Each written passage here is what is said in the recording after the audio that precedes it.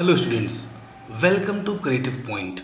आज के लेक्चर में हम देखेंगे क्लास 10th का चैप्टर नंबर 5 जिसका नाम है अरिथमेटिक प्रोग्रेशन।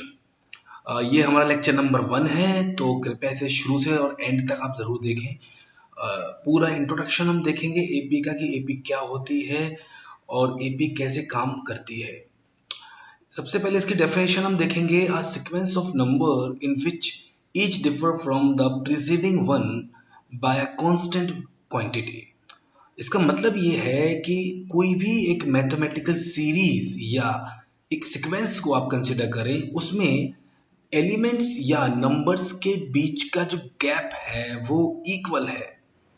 ऐसी सीरीज, ऐसी स्पेशल सीरीज को हम एपी कहते हैं। एक एग्जाम्पल से समझने की कोशिश करते हैं। एक एग्जाम्पल आपने लिया है 5, 11, 17, 23। तो ये सीरीज एपी है या नहीं, ये हमें कैसे पता चलेगा? तो हमें करना ये है कि 11 को माइनस करके देखना है 5 से, 17 को उसके आगे वाले यानी 11 से, 23 को उसके आगे वाले 17 से। इस तरीके से हम माइनस करके देखेंगे और अगर हमें सेम नंबर मिलता है हर बार, तो ये पर्टिकुलर सीरीज या सीक्वेंस को हम एपी कहेंगे, यानी कि ये एक अरिथमेटिक प्रोग्रेशन कहलाएगी। तो देखिए, हमने करके देखा, हर बार हमें 11 माइनस 5 6, फिर हमें 17 माइनस 11 6 और 23 माइनस 17 भी हमें 6 मिला है, यानी कि डिफरेंस जो है वो इक्वल है, यानी कि सेम है, यानी कि ये एक एपी है। हम इसे कह सकते हैं कि दिस इज एपी। ओके, मुझे लगता है आपको बात समझ में आ गई होगी। अब अगर कोई सीरीज एपी है तो हमें क्या क्या देखने को मिलेगा? देखिए, जो फर्स्ट टर्म होगा एपी का, मान लीजिए जो हमने अभी सीरीज देखी उसमें हमने देखा कि वो एक एपी थी क्योंकि उसमें डिफरेंस इक्वल था। तो उस सीरीज का जो पहला टर्म होगा उसे हम बोलेंगे स्मॉल ए। ठीक है, हम उसे स्मॉल ए से डिनोट करेंगे। जो डिफरेंस आया था, जो कि इक्वल आया था, दैट इज कॉमन डिफरेंस, हम उससे बोलेंगे डी। और नंबर ऑफ टर्म्स को हम यहाँ डिनोट करेंगे स्मॉल एन से। और जो टोटल नंबर ऑफ सम होगा, यानी कि हम टर्म्स का जब सम करेंगे तो हम उसे बोलेंगे एस ऑफ एन। एन यहाँ पर नंबर ऑफ टर्म है। ठीक है, तो मुझे लगता है बात आपको समझ में आ गई होगी। ये सिर्फ हमने टर्मिनोलॉजी के लिए समझा है कि अगर हम कोई एपी को कंसिडर करते हैं तो ए क्या होगा, that is first term, d common difference, n number of terms और S of n sum of N terms. तो ये चार आपको टर्मिनोलॉजी आपको ध्यान रखनी है। और एक सीरीज हम यहाँ कंसिडर कर रहे हैं दोबारा से, 7, 5, 7, 12, 17, 22, 27। अब हम देखेंगे कि ये एक एपी है या नहीं। तो देखिए, हम कंसिडर करेंगे यहाँ पर 12 को माइनस करेंगे 7 से, 17 को माइनस करेंगे 12 से। देखिए यहाँ पर आप ध्यान रखिएगा, 17 को जस्ट आगे वाले से माइनस करेंगे, हम 17 को इस 7 से माइनस नहीं कर सकते। ठीक है, तो इस तरीके से हम करके देखेंगे। तो देखिए, हमें हर बार 5 मिल रहा है, यानी कि डिफरेंस इक्वल है, यानी कि कॉमन डिफरेंस सेम है, यानी कि ये एक एपी है। और अगर ये एक एपी है तो इसका जो फर्स्ट टर्म आप देख रहे हैं ये 7, दैट इज कॉल्ड ए। और डिफरेंस देखिए, कॉमन डिफरेंस क्या आया है 5, यानी कि कॉमन डिफरेंस को हम डिनोट कर रहे हैं डी से, तो डी हो जाएगा 5। देखिए, ए 7 और डी 5 हमें मिल गया है। मुझे लगता है आपको बात समझ में आ गई होगी। एक और एग्जांपल हम कंसिडर करते हैं जिसमें हम देखेंगे कि वो एपी क्यों नहीं है।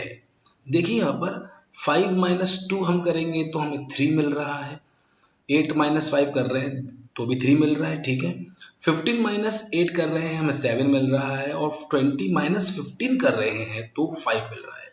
यानी कि कॉमन डिफरेंस सेम नहीं है। हमें हर बार, ईच एंड एवरी टाइम, हमें डी की वैल्यू सेम ही चाहिए, तभी हम उस सीरीज को या सीक्वेंस को एपी बोल पाएंगे। तो फिलहाल देखिए, यहाँ पर ऐसा नहीं हो रहा है, यानी कि ये एक एपी नहीं है। ठीक है, तो एक और एग्जांपल हमने कंसीडर किया है, फ्रैक्शन में हमने वैल्यू ली है 1/2, 3/2, 5/2 और 7/2। ये भी एक सीरीज है। अब देखिए एपी है या नहीं। हमने 3/2 को माइनस किया 1/2 से, दैट इज 1। 5/2 को माइनस किया 3/2 से, 1। और 7/2 को भी माइनस किया 5/2 से, दैट इज 1। तो डिफरेंस सेम है, यानी कि ये भी एक एपी है। और इसमें a रहेगा हमारा first term that is equal 1/2 और कॉमन डिफरेंस आया है 1 that is equal d is equal to 1। तो मुझे लगता है कि आपको समझ में आ गया होगा कि कौन सी सीरीज AP होगी और कौन सी सीरीज AP नहीं होगी। यदि वो AP है यानी कि वो सीरीज या सीक्वेंस अरिथमेटिक प्रोग्रेशन है तो ही हम उसके फर्स्ट टर्म को A बोल पाएंगे और डिफरेंस को, कॉमन डिफरेंस को हम D बोल पाएंगे। ठीक है, क्लियर? तो आगे देखते हैं। अब हम देख रहे हैं फॉर्मेट ऑफ AP, यानी कि अगर हमें A पता हो यानी कि किसी सीरीज का फर्स्ट टर्म पता हो और उनके बीच का डिफरेंस यानी कि कॉमन डिफरेंस, सभी नंबर्स के बीच का गैप यानी कि डिफरेंस हमें पता हो यानी कि D हमें पता हो, तो हम कैसे AP बना पाएंगे। और हम ये भी देख रहे हैं कि किस तरीके से AP का कंस्ट्रक्शन किया जाता है। तो ये अभी जो फॉर्मेट आप यहाँ देख रहे हैं ये फॉलो करता है AP को। तो देखिए A हमारा फर्स्ट टर्म होता है, हमें पता है, और सेकंड टर्म होगा A plus D, third term A plus 2D, A plus 3D, A plus 4D, that dash dash. आगे आप जितना भी चाहे उतना आगे इसको ले जा सकते हैं। यहाँ एक बात देखने की है कि सभी टर्म्स में D की वैल्यू एक नंबर से कम है, यानी कि देखिए हम यहाँ फोर्थ टर्म की बात करें तो D है 3, अगर हम फिफ्थ टर्म की बात करें तो D है 4, अगर हम एट्थ टर्म की बात करें तो D है 7। यानी कि किसी भी टर्म को आप कंसिडर कीजिए वहां पर D आपको एक वैल्यू से कम मिलेगा। तो बहुत अच्छी बात है, ये तो हमें आगे के टर्म्स निकालने में बहुत आसानी होगी। देखिए यहाँ पर मैं आपसे बात करूँ कि 15th टर्म क्या होगा, तो ऑब्वियसली देखिए A प्लस 14D। अगर मैं बात करूँ 54th टर्म क्या होगा तो A प्लस 53D। अगर हम बात करें 67th टर्म, अगर हमें इस चीज का या कोई भी AP जो हमें दी हुई है उसका निकालना हो तो 67th टर्म आपको निकालना है, तुरंत निकालिए A प्लस 66D। यानी कि A और D की मदद से आप पूरी AP को जनरेट कर सकते हो और किसी भी टर्म को आप फाइंड आउट कर सकते हो। यानी कि आप देख सकते हो कि इस सीरीज में आगे चलकर 54th टर्म में क्या आएगा या 67th टर्म पर कौन सी वैल्यू आएगी। ये बिल्कुल सिंपल लॉजिक मैंने आपको बता दिया है। अब इसको एक एग्जाम्पल से हम समझते हैं। मान लीजिए हमने एक A की वैल्यू ली है 7 और D की वैल्यू ली है 5। ठीक है, ये हमारा क्वेश्चन है। अब हमें इस वैल्यू से, इन वैल्यूज से हमें AP को जनरेट करना है। तो देखिए फर्स्ट टर्म तो हमारा A ही होता है, यानी कि फर्स्ट टर्म हमारा 7 है ही, हमें दिया भी हुआ है। सेकेंड टर्म होता है A प्लस डी, यानी कि A प्लस डी आप करिए 7 plus 5 that is 12। Third term हम निकालेंगे A प्लस 2D, यानी कि A प्लस 2 इंटू 5, पहले मल्टीप्लाई कीजिए, 5 टू 10 प्लस 7 यानी कि 17। तो देखिए यहाँ पर हमें फर्स्ट टर्म भी मिल गया है, सेकंड टर्म मिल गया है और थर्ड टर्म भी मिल गया है। यानी कि ये एक सीरीज बन गई है, एक सीक्वेंस बन गया है और इस सीक्वेंस में डिफरेंस इक्वल है और हमने इसे AP के फॉर्मेट से ही बनाया है। यानी कि जो सीरीज अब बन गई है ये भी एक AP है। 17, 7, 12 और 17, और आगे भी हम चाहे तो A प्लस 3D और A प्लस 4D करके आगे के टर्म्स भी हम फाइंड आउट कर सकते हैं। तो अगर आपको A और D की वैल्यू नोन है तो आप सीरीज भी बना सकते हैं, AP को जनरेट भी कर सकते हैं। देखिए यहाँ पर हम बात कर रहे हैं अगर कोई भी सीरीज, मैथमेटिकल सीरीज AP है यानी कि वो अरिथमेटिक प्रोग्रेशन है, तो हम क्या क्या फाइंड आउट कर सकते हैं या हम उस सीरीज पे क्या ऑपरेशंस परफॉर्म कर सकते हैं। नंबर 1 देखिए, हम total number of terms find out कर सकते हैं, यानी कि इस पर्टिकुलर सीरीज में कितने नंबर ऑफ टर्म्स होंगे ये भी हम निकाल सकते हैं। और हम देख सकते हैं कि किसी पर्टिकुलर पोजीशन पर कौन सा नंबर है, यानी कि हमने जैसे पीछे की स्लाइड में देखा कि 54th टर्म क्या था, हमने देखा 67th टर्म हम निकाल सकते हैं। तो उसके लिए हमारे पास एक फॉर्मूला अवेलेबल है that is called A of n, यानी कि नंबर ऑफ टर्म्स का फॉर्मूला है A plus n minus 1 into D। ठीक है, A यहाँ पर उस सीरीज का फर्स्ट टर्म रहेगा, D होगा कॉमन डिफरेंस और n होगा नंबर ऑफ टर्म्स। अंडरस्टूड? तो हम इस तरीके से 54th टर्म पे क्या आएगा हम निकाल सकते हैं, 62 टर्म क्या होगा, 55th टर्म क्या होगा, ऐसे बहुत सारे कोई भी पोजीशन का नंबर हम फाइंड आउट कर सकते हैं। और देखिए लास्ट टर्म अगर हमें फाइंड आउट करना है किसी सीरीज का, मान लीजिए कोई एपी आपको दी हुई है, उस एपी में 50 टर्म है, 50 टर्म्स हैं, और उसका आखिरी टर्म क्या होगा यानी कि 50th टर्म क्या होगा, ये भी हम फाइंड आउट कर सकते हैं सेम फॉर्मूले से। यानी कि लास्ट टर्म के लिए भी और नंबर ऑफ टर्म्स के लिए सेम फॉर्मूला है, बिल्कुल सेम।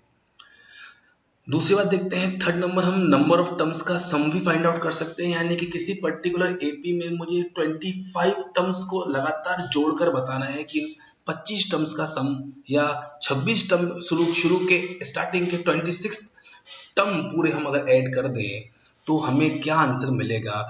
उसके लिए भी हमारे पास फॉर्मूला है, that is called S of N, यानी कि sum of N term. N हमें बताएगा कि कितने टर्म्स को ऐड करना है। ए यहाँ पर हमारा फर्स्ट टर्म रहेगा, डी हमारा कॉमन डिफरेंस रहेगा। ठीक है, तो ये नंबर सम निकालने का है, यानी कि एन टर्म्स का सम हम फाइंड आउट कर सकते हैं। एक और फॉर्मूला है number of sum of N terms find out करने का, that is called N by 2a plus L. यानी कि किसी भी एपी का, गिवन एपी का आपको लास्ट टर्म पता हो, तो उस लास्ट टर्म अगर आपको पता है तो आप ये वाला फॉर्मूला भी अप्लाई कर सकते हैं, उससे भी आंसर सेम ही आएगा। यानी कि दोनों फॉर्मूलों से आंसर यानी कि सम ऑफ एन टर्म्स हमें सेम ही मिलेगा। ठीक है, तो ये हमने देखा यहाँ पर कि कौन कौन से ऑपरेशंस हम एपी पर परफॉर्म कर पाएंगे।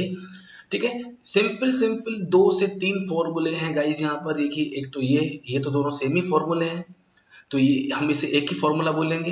नंबर 1, नंबर 2 ये सम ऑफ एन टर्म्स का फॉर्मूला है, और उसी का एक और ऑप्शनल फॉर्मूला है ये वाला। यानी कि पूरी एपी में, यानी कि पूरे एपी नाम के चैप्टर में आपको सिर्फ 3 ही फॉर्मूले मिलेंगे, नंबर 1, नंबर 2, नंबर 3। ठीक है, सो सिर्फ 3 फॉर्मूलों के ऊपर ये पूरा चैप्टर टिका हुआ है। इसके अलावा कोई नई आइडेंटिटी आपको देखने को नहीं मिलेगी, और पीछे लास्ट मैंने आपको एपी का फॉर्मेट भी समझा दिया है। ठीक है, तो ये इस चैप्टर का इंट्रोडक्शन है, आप इसे बिल्कुल ठीक से समझिए।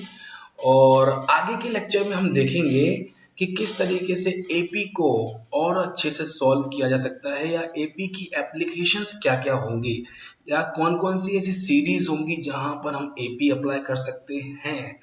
हम एपी के कुछ क्वेश्चंस को भी अगले कुछ लेक्चर्स में सॉल्व करेंगे, और 101% आपकी सारी इश्यूज, समस्याओं को हम सॉल्व करेंगे। ओके, वीडियो देखने के लिए thank you very much. Subscribe जरूर करें हमारे चैनल को, और कोई भी इशू है, कोई इंक्वायरी है आपकी, तो आप मैसेज के थ्रू व्हाट्सएप पे ज़रूर हमें बताएं। और ऑनलाइन क्लासेस की अगर आपको नीड है तो ऑनलाइन क्लासेस के लिए भी आप हमसे संपर्क कर सकते हैं। 8 to 12 mathematics, chemistry, biology, CS, informative practice जैसे हैवी सब्जेक्ट्स के लिए भी अगर आपको ऑनलाइन क्लासेस की नीड है तो आप बिल्कुल हमसे संपर्क करें, फेसबुक के थ्रू, व्हाट्सएप या कॉन्टैक्ट के थ्रू, या आप हमारे कोचिंग इंस्टीट्यूट के एड्रेस पर भी विजिट कर सकते हैं।